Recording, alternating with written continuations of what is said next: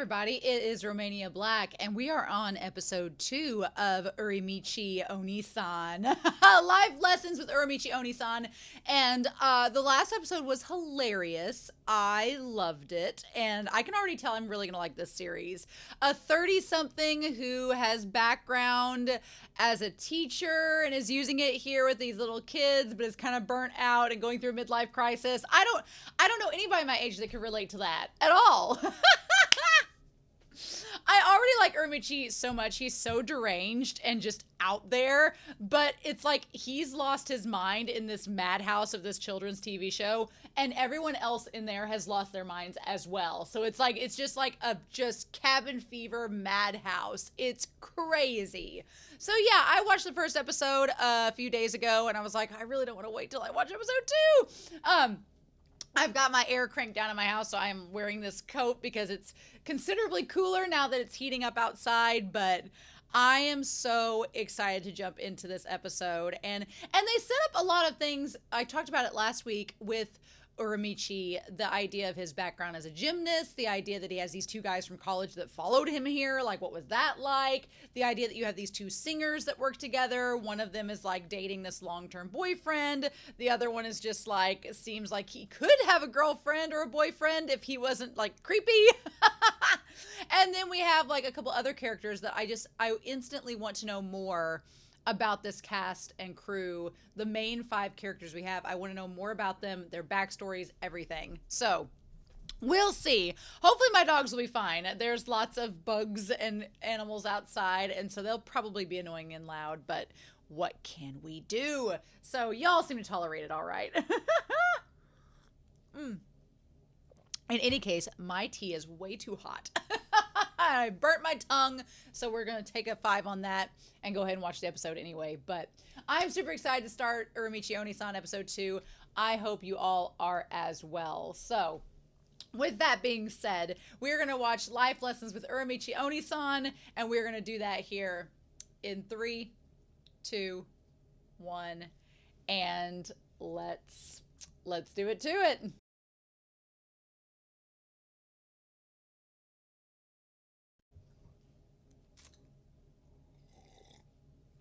The tea cooled off. This series it feels like it was made for me in a lot of ways. It definitely has like a lot of millennial humor, like just the way that some of it is so deadpan or so exaggerated. It tickles my funny bone, and it gets me so much. But there is some nuance to this show where there is stuff they're setting up that we're going to get explanations for, I'm assuming, that we'll get to learn about the characters and know them more as we go, that I'm very intrigued by. So there's that, which is exciting. Put this down, but oh my god, Uramichi Oniisan, he's like, to be such a protagonist, he is just, the thing about it is, on the surface, he seems like he doesn't have, like, his one friend, his KOHAI, who is the blonde-haired one, the one that looks like Hiragi from Given, he makes the comment that Uramichi doesn't have anything going on in his life except going to the gym and working out and eating this one type of food, and that's all he does. He doesn't have hobbies. And I feel like, one, Uramichi is probably in a state of depression and for reasons that has to do with his gymnastics career, which we've not been notified about yet in the series, but I'm sure is coming down the pipeway, getting explained. But 2, he's just, I feel like there's this expectation when you become an adult that you have to be involved in all of these things to be successful. And so I like that this series kind of talks about how just because you're involved in a bunch of different things doesn't mean that it gives you fulfillment. And I think that's a big thing to point out, is that you don't have to be involved in 20,000 different clubs to find like a way to feel like you have purpose, right? You can find your niche and be happy with that and not have to like go. For example, the one girl, the singer, she goes to her boyfriend's comedy club, which we'll talk about that scene. And it's like, yeah, that's something that she does, but it doesn't necessarily make her happy. And so then you see like the one guy at the pachinko machines, and he doesn't look happy either. He's just involved, right? So I think there's a big lesson there talking about like involvement and if you're actually passionate or not. But oh my God, the opening where the kids are so loud and he's like, and his eardrums burst. I've had that ringing in my ears. I know what that feels like. Also, little kids do not understand volume control. They just don't. They are instantly like in a group. They're so loud. I think the only example I can think of that remotely relates to what Uramichi Oniisan experiences in this intro before the OP is that I substitute taught. Again, I feel like my years being a substitute teacher are emblematic of all of this. Like a lot of the things he feels working with little kids, I'm like, oh no, I get that. I realize that too. But I had to substitute teach a gym class in a grade school one day. And what it was as the gym teacher, you followed this class to lunch.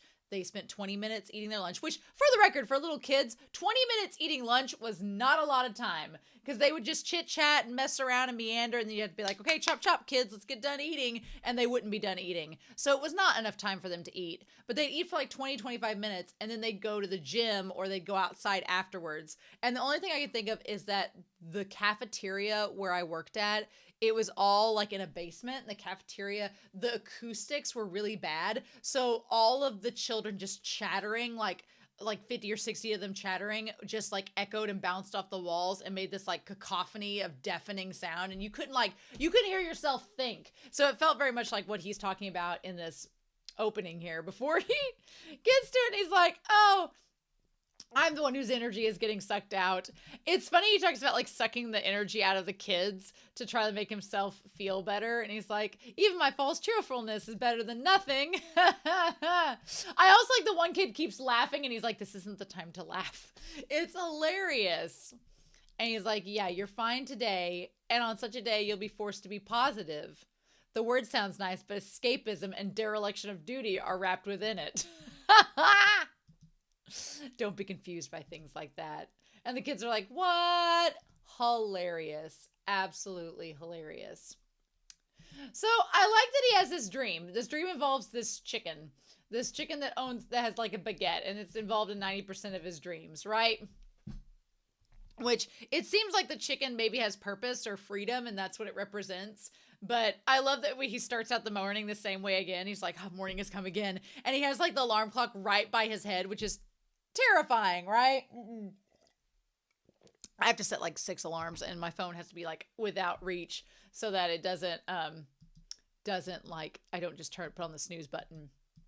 So I like that when he goes in there, you can see the poster with his face on it. And it's like the Uramichi-san and everything, or the Maman is the series. I like that the one girl like says hello to him and he just says, oh, good morning, but doesn't seem to be too like actually into it. Then we see, I love that the blonde haired one is the trickster one of the two, KOHAI.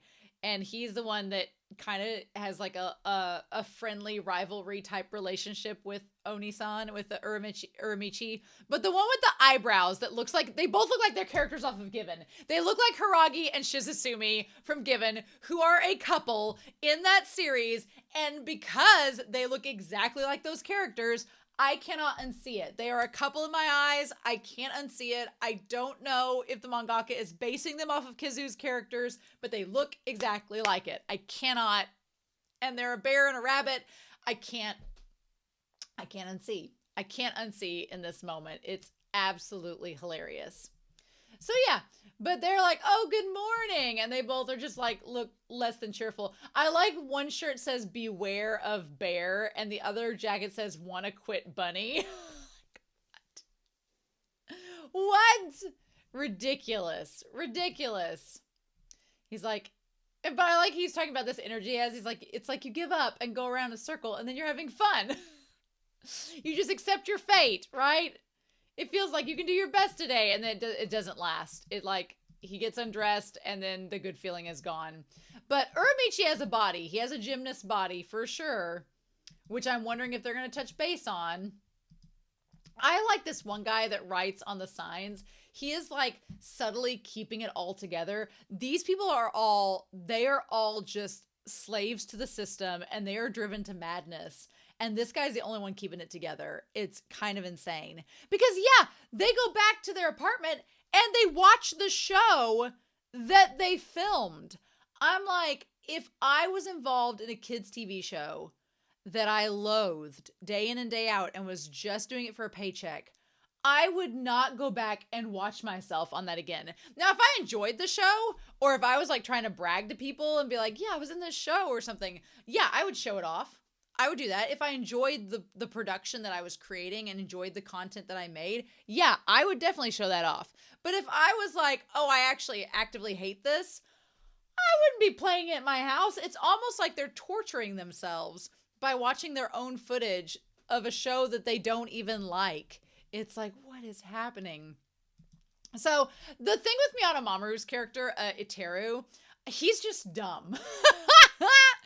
And the whole thing with the rice, with the onigiri, that he kept thinking of onigiri, I couldn't decide if he was just thinking of food, or if he was just thinking of, if it was like rice balls, and that's a dick joke too, because he gets really off on dick jokes.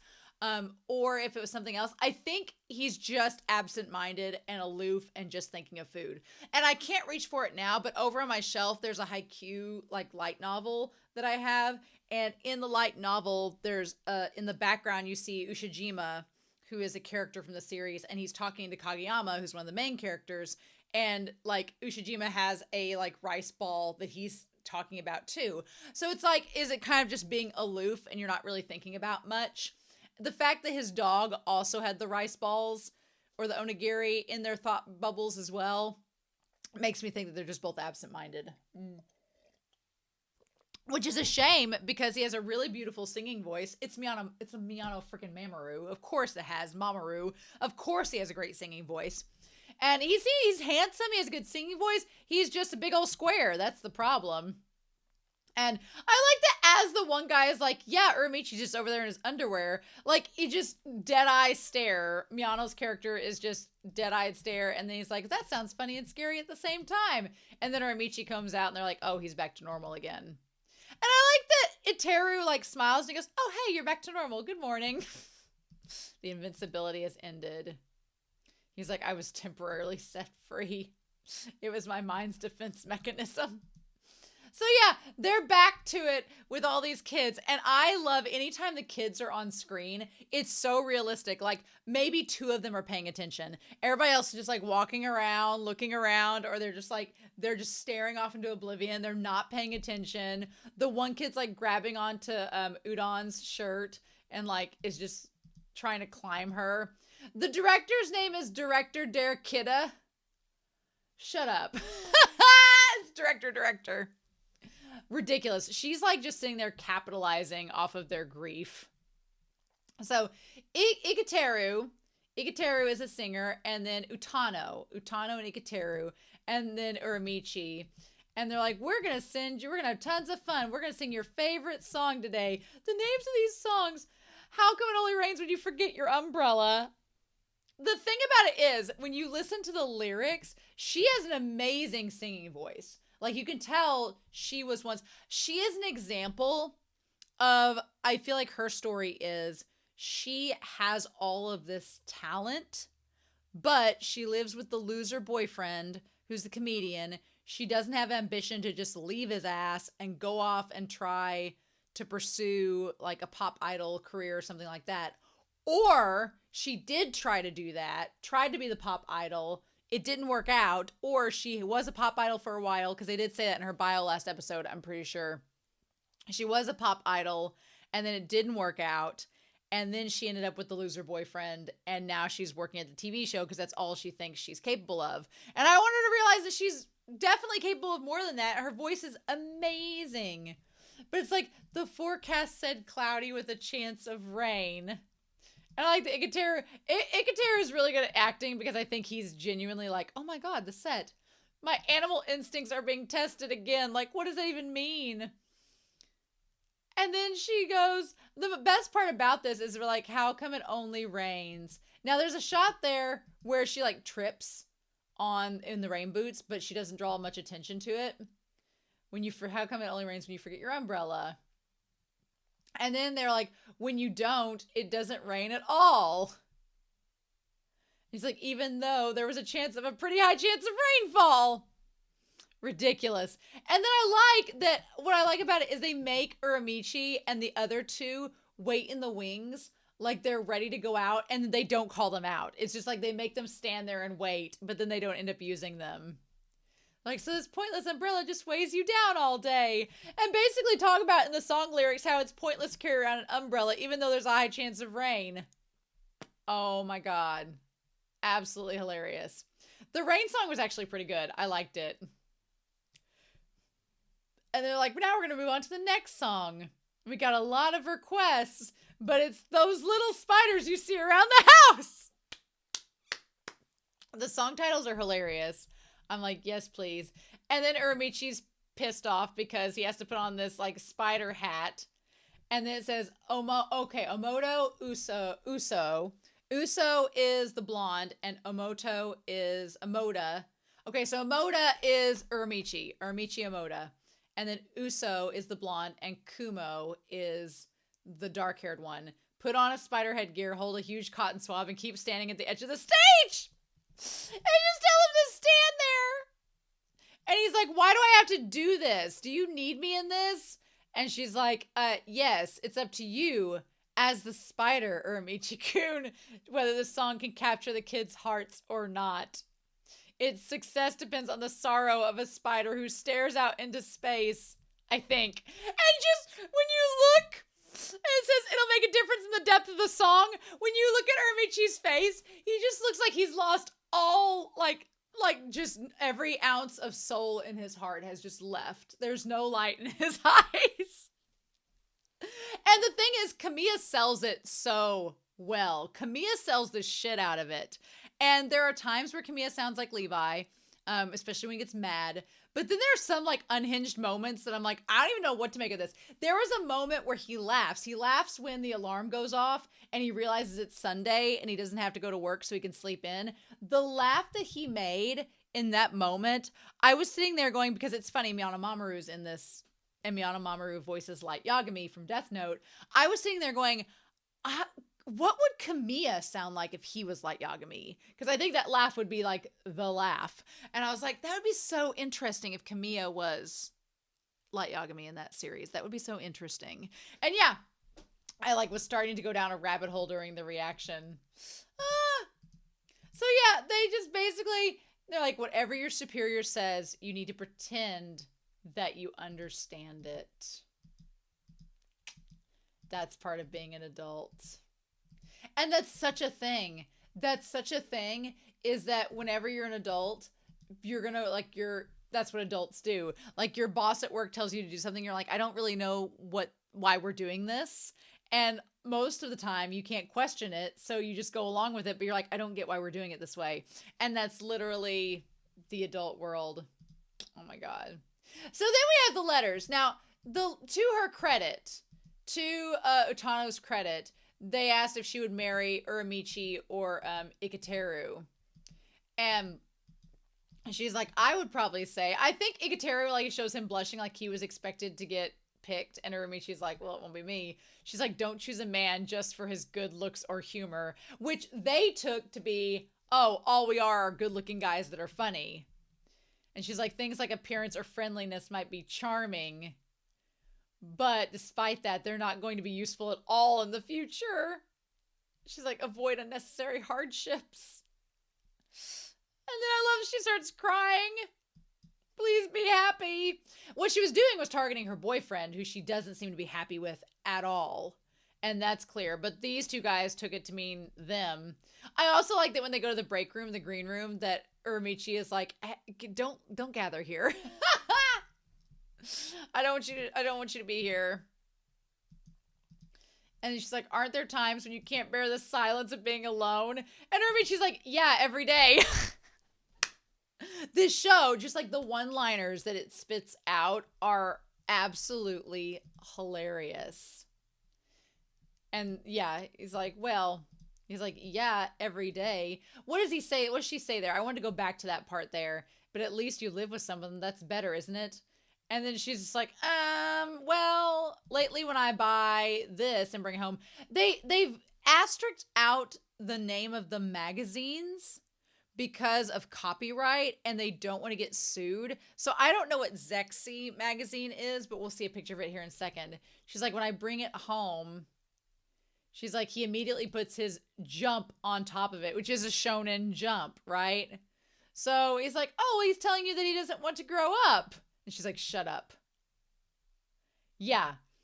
And so we see like her magazine, it says Zetaxi and Jump. Yeah, there we go. And I love that they did Jujutsu Kaisen on the cover. And there's like rabbits from Megumi, but then Yuji is on there, but he has like Gojo eyeballs. What? What? That's freaking hilarious. I don't even know where to start. Amazing. So yeah, so then he's at home smoking a cigarette and has the TV program on, which I'm like, why would you be watching that? And so then they talk about like the animals that they would like. The one girl, Utano, likes tigers, and of course, Ikateru likes horses, because if he's making a bunch of dick jokes, and you might as well make some about horses too, I guess. What? And then they said that Uramichi chose chinchillas, which seems like another dick joke too. Interesting. So I just love Mamoru's laugh. Like, Mamoru's laugh there is so hilarious. And then he keeps making the jokes over and over again. So, the best part of the episode, by far, is when they took Uramichi's idea from his dream that he shared in confidence with them, and they made a marketable puppet. So they literally took like the last piece of Uramichi's soul, the last thing that he had to himself, and they are already marketing it as this creepy bird puppet with the baguette. And he's like, well, you have a new segment called Your Advice Room. And the look on his face when they give him the puppet Kotori-san is just like, he's like, nope, absolutely not. They're like, we designed it using your drawing as a reference. And he's like, I don't want to do that. And they're like, oh, well, the director said so. And then he ends up doing it. Now, he didn't know that Uso was doing the questioning, but they're like, what do you do in life? Do you have any hobbies besides weight training? And like the Uramichi like kicks it out. And his shirt says, he who runs after two hares will catch neither. I like that their shirts are all rabbit or bear themed.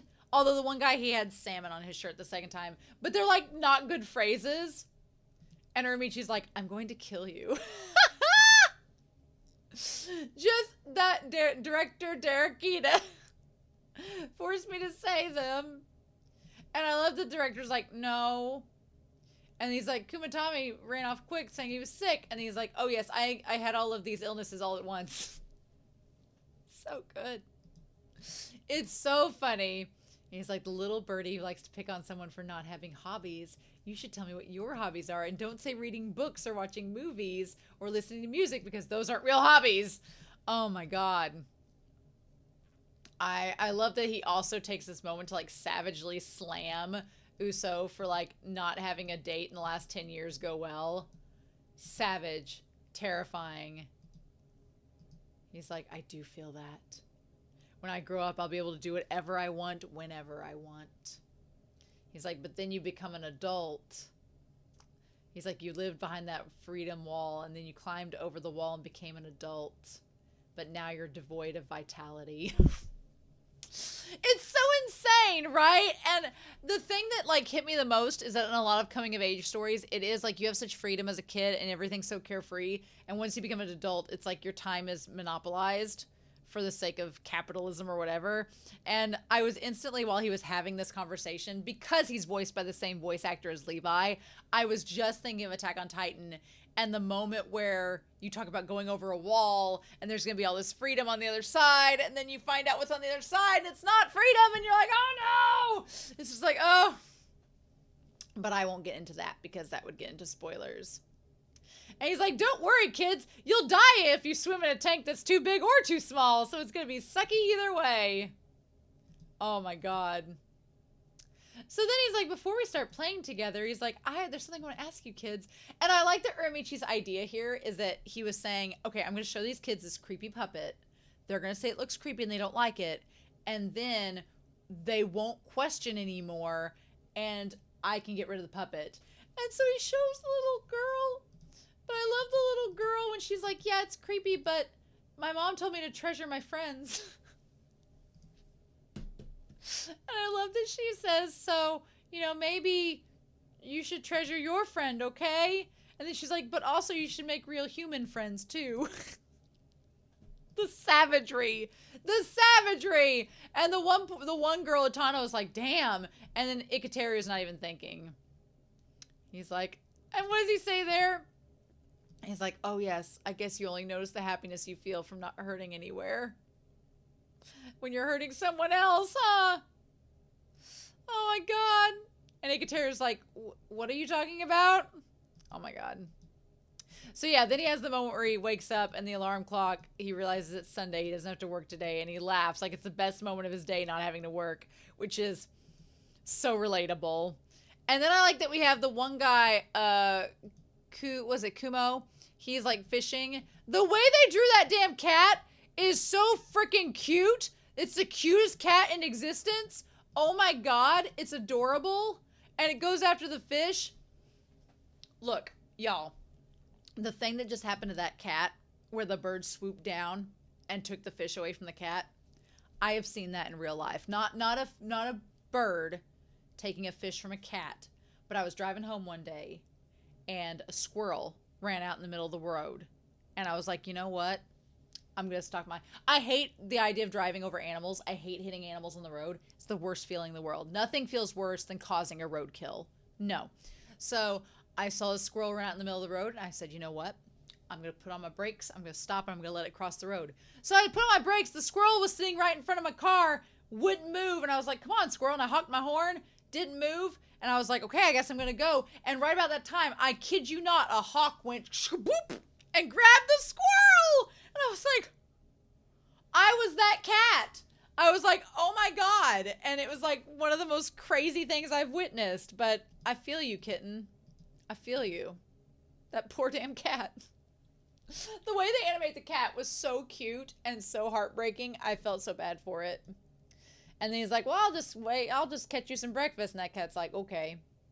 So I like that we have our poor boy, Ikateru, trying to cook all this food. He runs out of olive oil. He has the salmon ready. He has everything ready to go except the olive oil. And he's like, I'm just going to go to the supermarket. I'm like, you didn't check before to see you had all the stuff? Nope. But Sayuri, his little borzoi, is so freaking cute. And I love that he loves his dog. He's a dog guy, which I appreciate. Ikateru, he has everything going for him. He has an amazing voice. He's a dog man. He has a pet. He's super good looking. He seems like he's a good cook. He just has horrible, vulgar humor and is dumb as a box of rocks. What can we do about that?